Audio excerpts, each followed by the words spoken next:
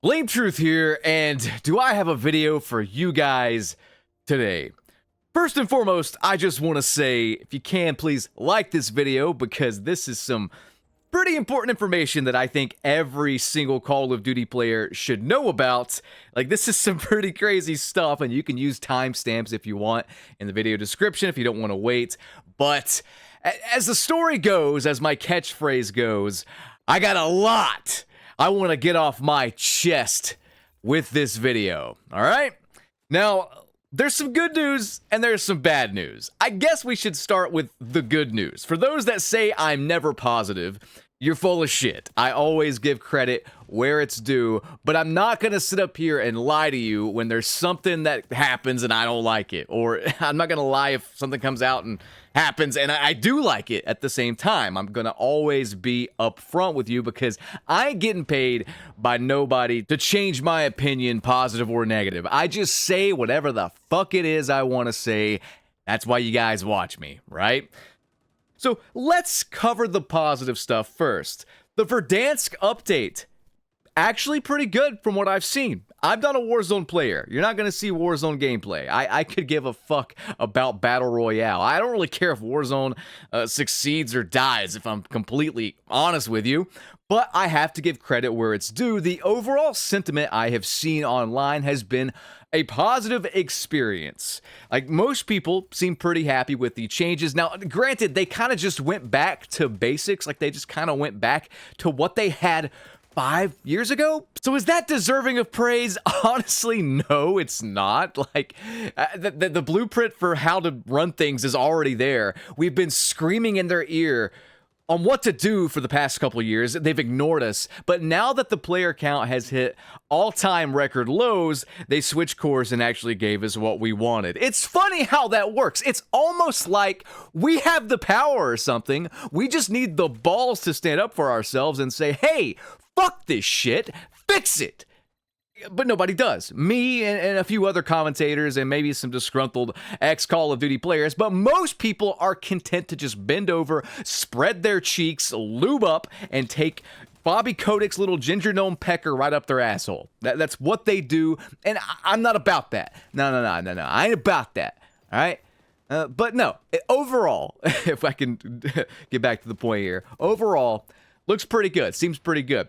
Let's cover this positive Reddit thread about Warzone, actually, because this is a good point, and this is something I wish carried over to, I don't know, I guess the mainline games. I mean, every aspect of Call of Duty, I think this represents the core thing that made it work back in the day. But let's check this out, okay? This guy says, Verdansk is incredible for one simple reason: the value of your life. Felt I needed to make a post because my Twitter has been filled with sweaty streamers and COD pros asking for more plates and money. What they failed to understand is that the scarcity of these things is what makes Verdansk so great. Games can't be rewarding without being punishing. The greater the punishment, the greater the reward. Introducing a zillion plates, 100 ways to come back, and 30k in money found in the first 5 minutes is what ruined Warzone. Full stop. The more valuable your life is, the more rewarding it is to survive. With less plates, less buy stations, and less money, your life has value. This makes every encounter have high stakes, which leads to a more engaging game. And he goes on to say even more, but I completely agree with that. I don't play Warzone, but I completely agree that it's just gotten way too crazy. From what I understand, by the way, all the guns from all the different games, the Call of Duty games, are still in there, though. Is that correct? Again, I don't play Warzone, so sorry. But if that's correct, I would really like to see them dumb down the amount of guns and weapons and stuff like that and options you can have in the game. I think a game is better with less. I think less truly is more a lot of the time, because once you start adding so much, it gets so convoluted. You stop balancing certain things. It gets messy. You lose your original intention. It's sort of like a card game, if you've ever played any of those and you've seen the ridiculous power creep that happens, and the fact that the old cards are made obsolete because they're just not as good as the new cards. I mean, Pokemon TCG, Hearthstone, Yu-Gi-Oh, you name it, Magic the Gathering, if you've played it, you know what I'm talking about. Video games now are not dissimilar because of their constant need to update things and add content and whatnot. So It's good that Warzone is where it's at right now. And honest to God, right hand to God, I am happy to see it. I really am. The player count is even booming a bit. And we're going to cover the player count a bit more in a bit. I'll give you the hard numbers here. And we're going to compare it to some other stuff because we have some interesting data. But if you are satisfied with Verdansk and you're playing it and you're enjoying it, hit up today's sponsor, SBMM Off. This is a long-running sponsor on my channel. When I played Black Ops 6, I pretty much exclusively used this VPN, and I'll explain how it works here. SBMM Off confuses the skill-based matchmaking system by routing only your matchmaking data over our global VPN servers. When using SBMM Off VPN, you play on local servers but get thrown into a more connection-based lobby instead of purely skill-based matchmaking-oriented lobbies. So SBMM Off is a one-time payment. Usually it's about $47, but right now there is a sale for $42.99, and with my discount code for an extra $4 off, you can get lifetime access to SBMM Off for the low price of $39.69. Nice. Yes, less than $40. So pick it up. It is a fantastic tool for avoiding this EOMM, SBMM, which is never going to go away no matter what they do to fix the game. So yeah, use code BLAMETRUTH at checkout. Click the link in the video description, the pinned comment, what have you. Pick up SBMM Off and thank me later because I have some stuff I want to cover here where you're gonna really want to use a VPN. VPNs can help you avoid cheaters as well. And spoiler alert, that's what we're gonna cover in this video because the cheaters, I fear, have completely taken over this game. And I'm not even exaggerating there because right with the launch of Verdansk, right with the official launch of Season 3, I truly think this was a message from cheaters and bad actors that they were still in control. And that sounds dramatic, but they took down a $1 trillion company's main platform with DDoS attacks yesterday. I'm not kidding with that. Charlie Antel says, Blizzard confirms Battle.net is experiencing a DDoS attack affecting its login servers, which is also causing issues loading into Call of Duty on Battle.net. And there's the tweet to show what I'm talking about. But maybe that's just, false positive or whatever. Maybe that's just a random thing that happens sometimes, and we shouldn't take it too seriously. But I did see some tweets in the timeline talking about cheaters. I said this before this update dropped. If they don't do something to fix the cheating problem, then they are up shit creek without a motherfucking paddle. Straight up. It does not matter what they do if the core problems persist. They are insistent on doing the whole skill-based matchmaking, engagement optimized matchmaking thing, which is why I'm doing the VPN and plugging that again for you guys. But again, you may also want to pick up the VPN to shield yourself from cheaters. And it's sad we have to even do that, but that's just the nature of the game nowadays. Look at this. I ask Grandpa Spectates how bad the cheating in Warzone was after the fact because he made a sarcastic post about Call of Duty Shields saying that there's no cheaters whatsoever, right? And I ask, how bad is the cheating still? And he replies with no change at all from what it was before the update. So with that, I had to do some more digging. You know me, man. I gotta just investigate. I went to Twitter and I just typed in cheaters and Warzone, those two keywords. And what I found absolutely shocked me. I told you. Oh, God. Cheaters are still in Warzone, movement feels clunky, put more cash around the map, so much bugs that they need to fix. Make that 2 for 2 on games with cheaters. I'm done. Keep Warzone. The anti-cheat is still shit. Don't need to stress over this again. And Sir Henry Bugberry drops the bombshell here. PC cheaters have been spoofing their platform to be console and getting into console-only lobbies for all of Warzone ranked.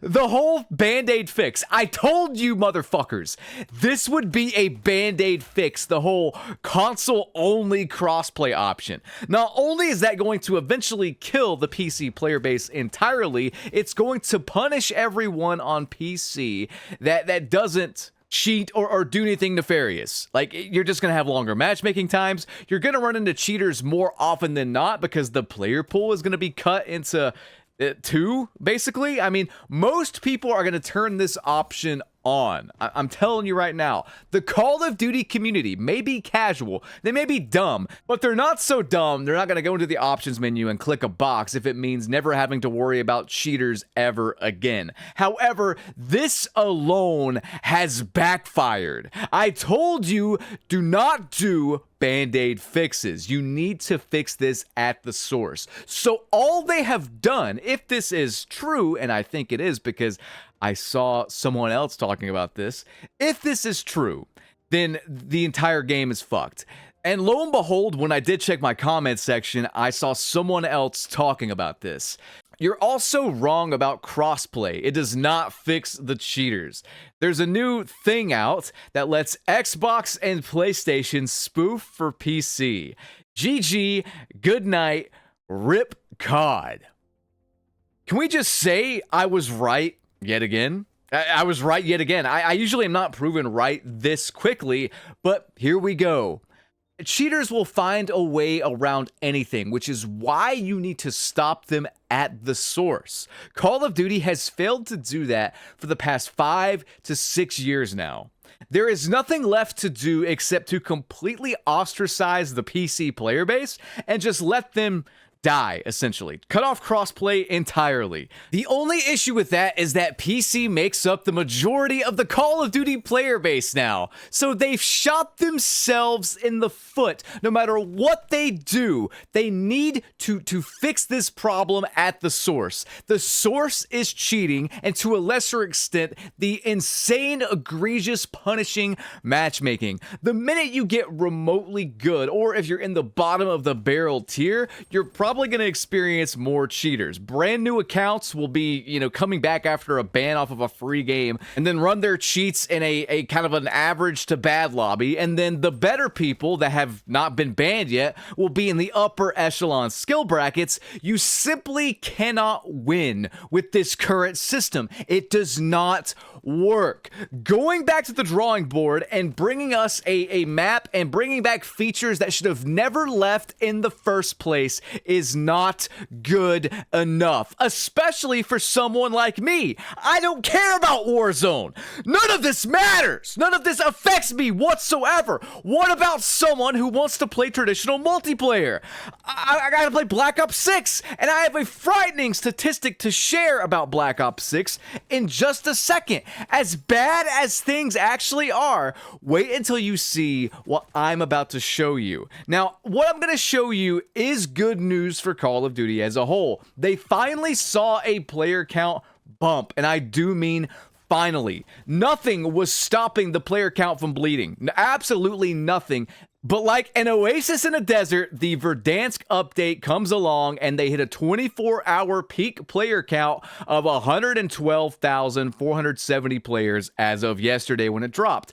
Today, as of right now, which is about 4 p.m. EST, they have nearly 100,000 players on right now. That is much better than the 43,000 average players they were doing up until this came out. But it goes to show I was right again. People keep saying Steam doesn't matter. Everyone went to Battle.net to play Warzone.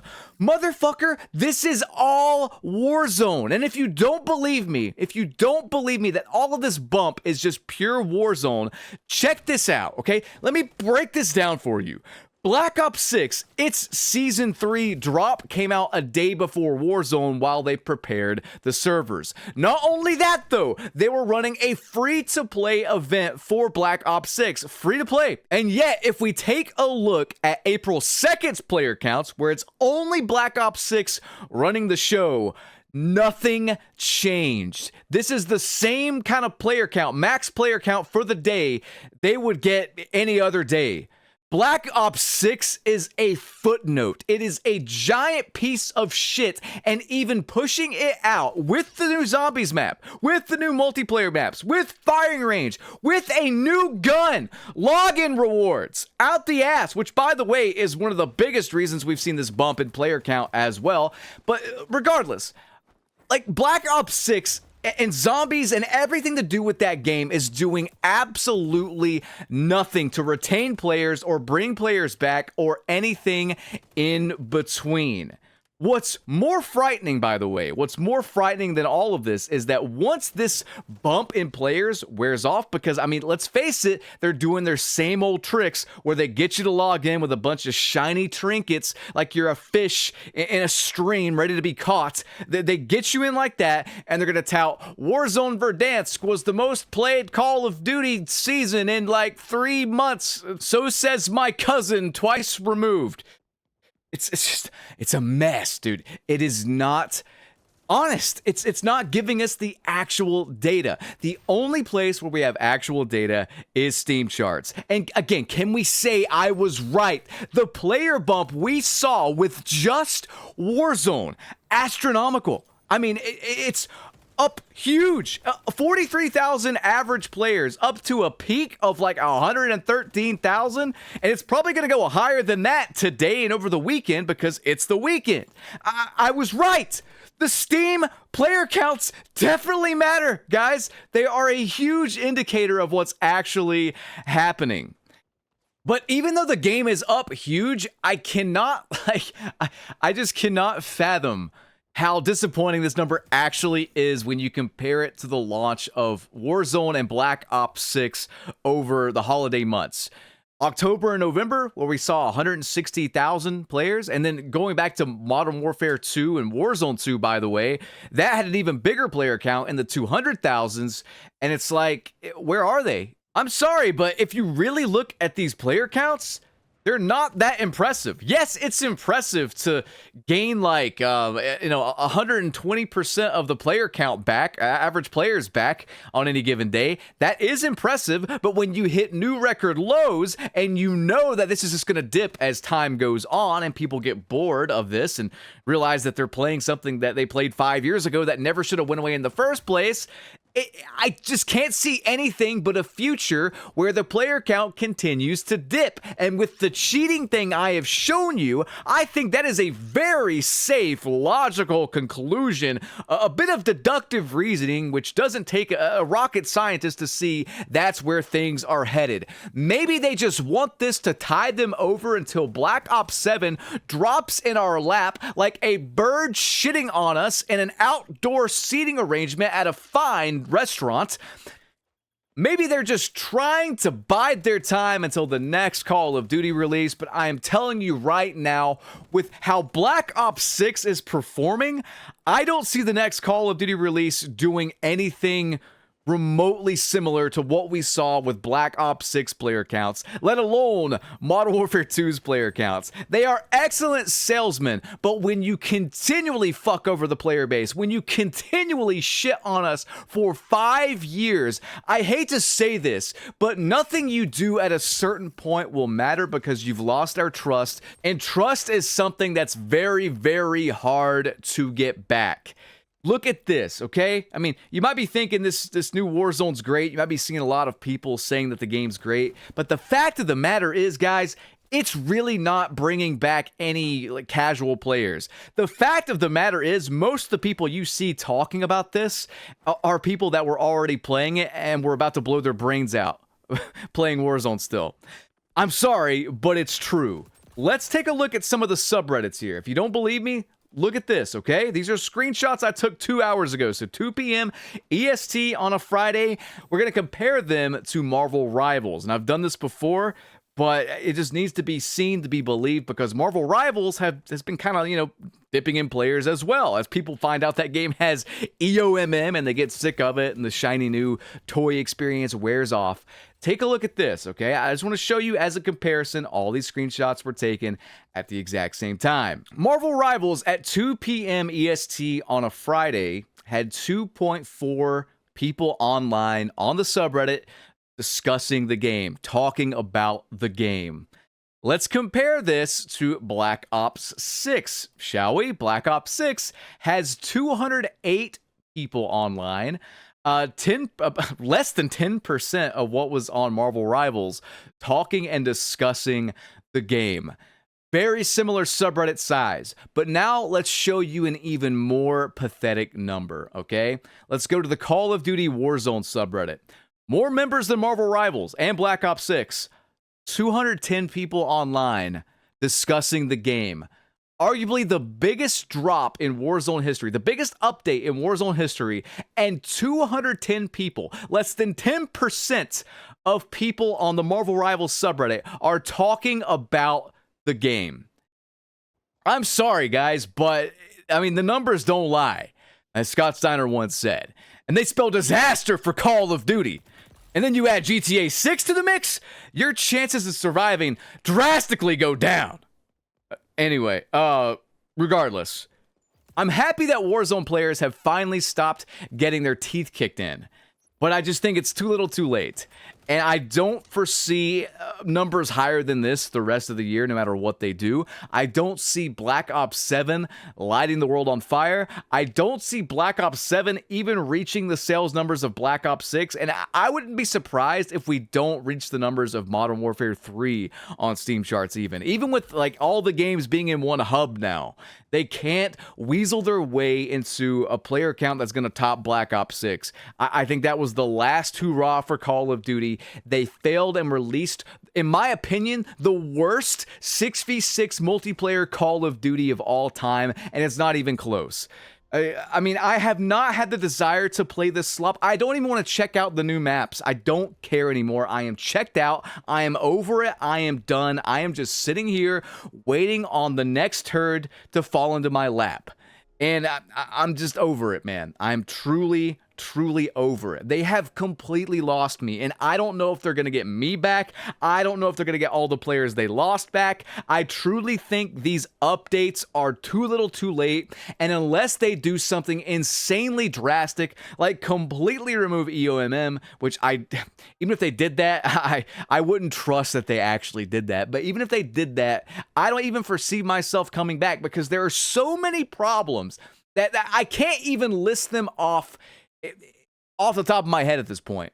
Like, there's so many problems, so many little things that have added up over the years to frustrate me and other players like me out of the franchise that I don't foresee them getting me back anytime soon, no matter what they do. They would have to essentially fire, like, everyone involved in the last 5 years of Call of Duty and start over with the OGs for me to even consider them remotely back, basically.